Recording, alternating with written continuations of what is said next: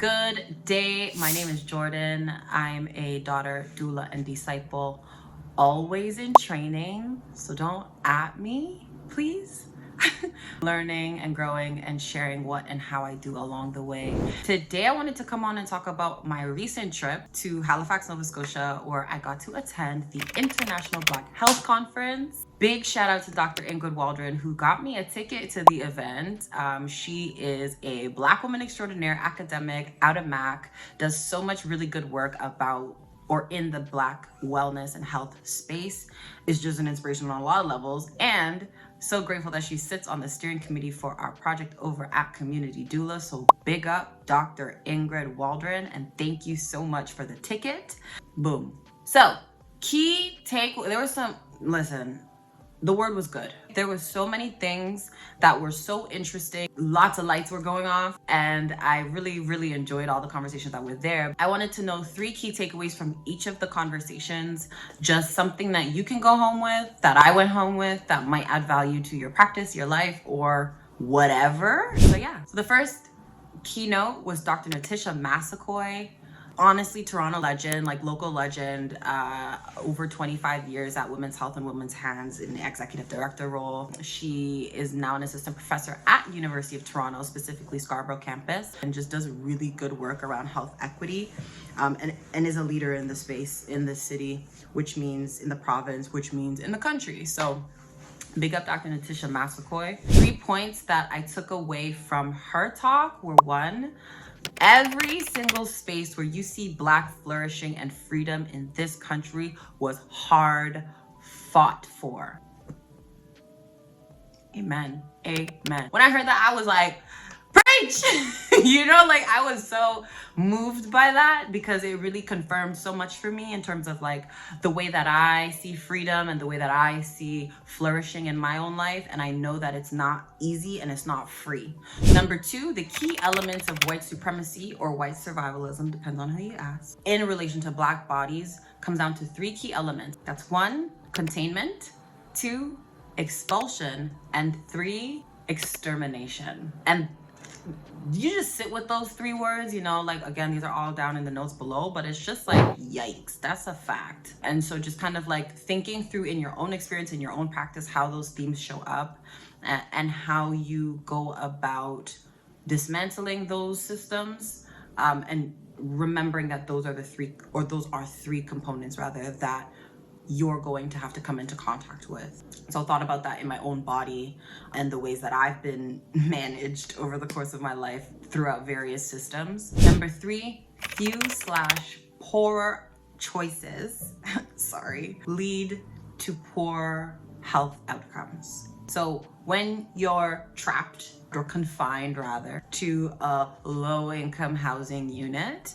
that is inaccessible or has weak or inferior rather transit, takes multiple buses to get anywhere, all those buses are often late, why would you then add that stress to your to-do list to go see a doctor for a checkup when you're not dying?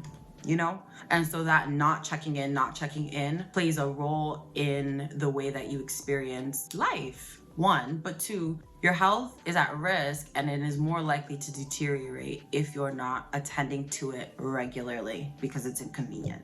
So yeah, those were 3 of the things that I really took away from Dr. Natisha's piece. She also happens to have settled in PEI, which was like a really cool plot twist, originally from Sierra Leone. And then there's like an also really cool relationship between Sierra Leone and Nova Scotia, people leaving from Nova Scotia to go there. And I just thought that was mad cool. Yeah, just really cool history. So number 2, Dr. Jonathan Metzel. Okay, honestly, this keynote was it for me. Dr. Natisha is a local legend. I've been following her for years. So it was almost like hearing your elder aunt say the truth, and it was delicious. And this was spicy in a new way that I was like, whoa, I wasn't checking for that at all, at all. Dr. Metzel spoke specifically about the protest psychosis.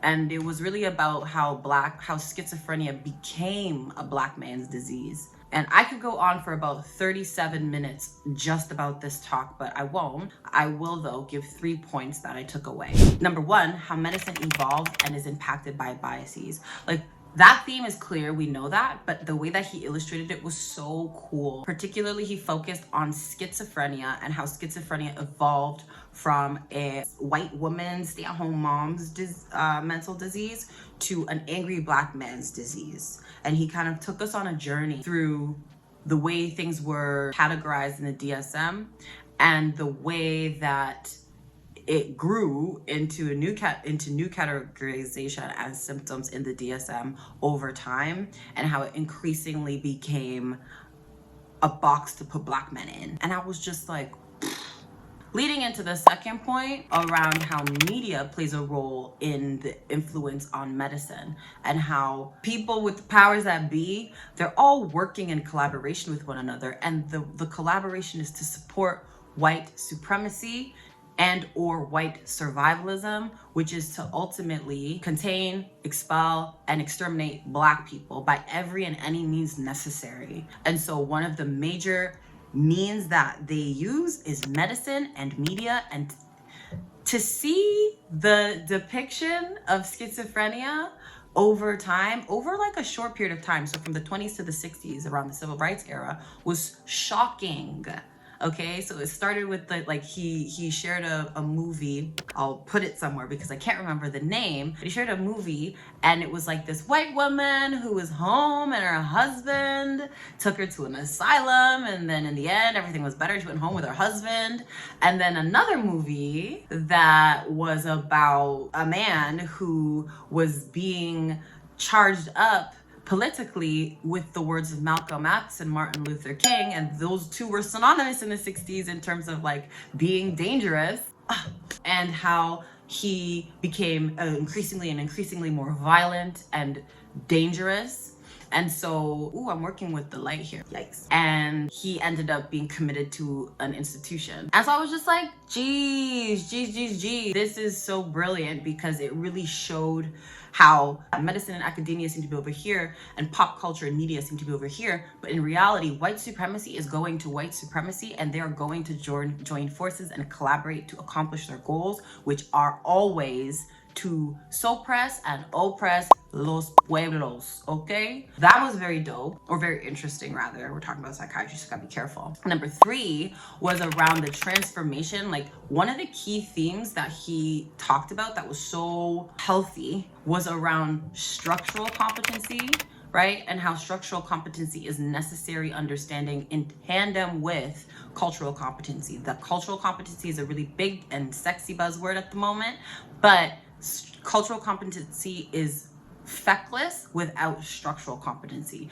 It's really ideal to have, plantain in the food basket, but if you're not really assessing what brings somebody to have to access or need said food basket, how valuable is the service that you're providing? You're not really looking at upstream challenges or solutions. And I don't know the exact language for that, but upstream. Okay, so that was awesome.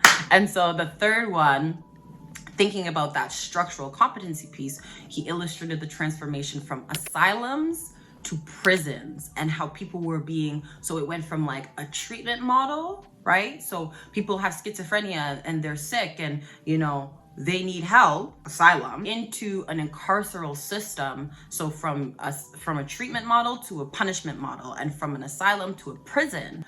He showed a literal asylum being transformed into a prison, and how Black men were continually picked up because they were angry, violent, hostile, all these things that the new definition of schizophrenia now charted or listed as symptomatic of schizophrenia. They were falling into the category and were then being diagnosed as such. So instead of them being seen as angry and hostile for any good reason, they were seen as angry and hostile because there was a psychological issue. And it's not quite it, right? Okay, so that was Dr. Jonathan Metzel. Incredible work, incredible storytelling, incredible research, and I've linked his books below. Number 3 was Dr. Gwinnetta Curry out of Edinburgh in Scotland, and she talked kind of really about overall Black health and overall disparities, both in the UK and in the US. Ultimately, this was an international Black health conference, so I was kind of like, where's the Canada piece? But it's an international conference, so it was more of a reflection of some of the kind of key themes that we know, specifically in birth work, where London is actually an exemplar for research on maternal health and data collection. The US is a lot more privy to taking that information down, so she really highlighted some of those key themes. But in terms of like what I took away from her talk, number 1 was definitely how denial is the maintainer of anti-Black racism and white supremacy / survivalism. It operates best unchecked and undetected and misunderstood.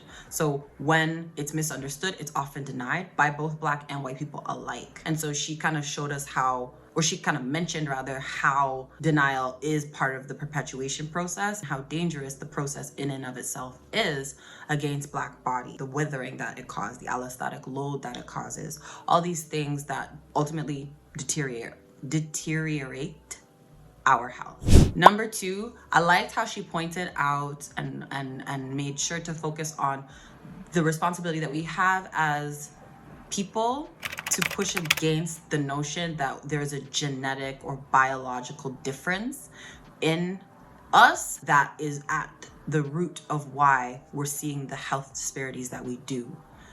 Really figuring out how to unite in a conversation around no, it's not us, it's the environment that is impacting us. It's not about the diet, although it is sometimes about the diet. It's not about, you know what I mean, lack of discipline, lack of education, lack. No. It's about the systems that work to destroy our sense of self, our sense of community, our sense of family, our sense of being, that are contributing to the deterioration of our health. Thinking about that in terms of when I am pushing the narrative about the disparities in Black health, being sure to, asterisk and be like, listen, this is not a Black people problem alone. This is an environmental problem that we need to address environmentally, and then we can have a conversation about outcome. Being careful not to feed into the machine that says there's something wrong with us, because it's not just us. It's the environment that we're in. And then number 3, a really cool study exploring minority experiences of pregnancy in COVID. Obviously, I like that part because that's relevant to my work. We'll link that study below. So those are the 3 kind of major keys of each of the keynote speakers. Really was so nourishing. I left so full to the brim, and I was really grateful for the opportunity to be in that space, particularly since it was the first of its kind in the country. So that was really inspiring, empowering, encouraging, informative, all the E's and I's. So, some additional honorable mentions, and I just, there's not enough time to big up all the people who deserve to be big up. So I will just big up the people that I can remember and that were kind of highlighted and bolded in my list or in my notes. I joined the conversation at Table Talk with Lana McLean, who is a health boss in Halifax and is doing really cool work around children's and family mental health. So that's obviously really close to my heart, near and dear to my heart. And one of the things she mentioned with me, or mentioned to me in conversation, was around the importance of interfaith community building, particularly what I'm concerned about, which is family health, familial health, relational health, procreation health, all of those kinds of things. What is the faith community saying? How are they gathering together? Not to get choked up on doctrine and rules and stuff, but like, how are we actually meeting the needs of the community that we serve? So I thought that was a really cool thing to bring to leadership, because I'm always looking for leaders. Just bringing that to my pastors about like, okay, is the room for this, and what does that look like? What could that look like, and how can I help? Then brother Robert Wright, I joined his Table Talk.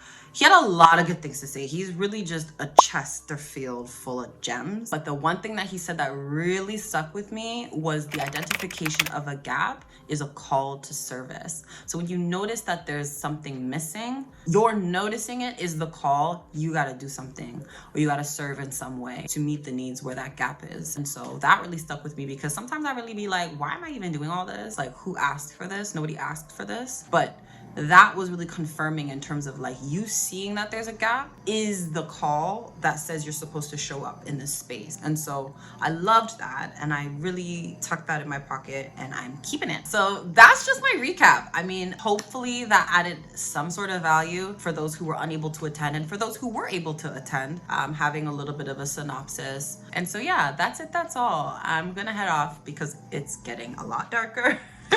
And I'm gonna go over to a gender reveal party today. My girl is very pregnant, and she's gonna find out the sex of her baby today. So I'm gonna go and celebrate with her. So yeah, that's it. That's all. We'll talk soon. Take good care. Bye bye.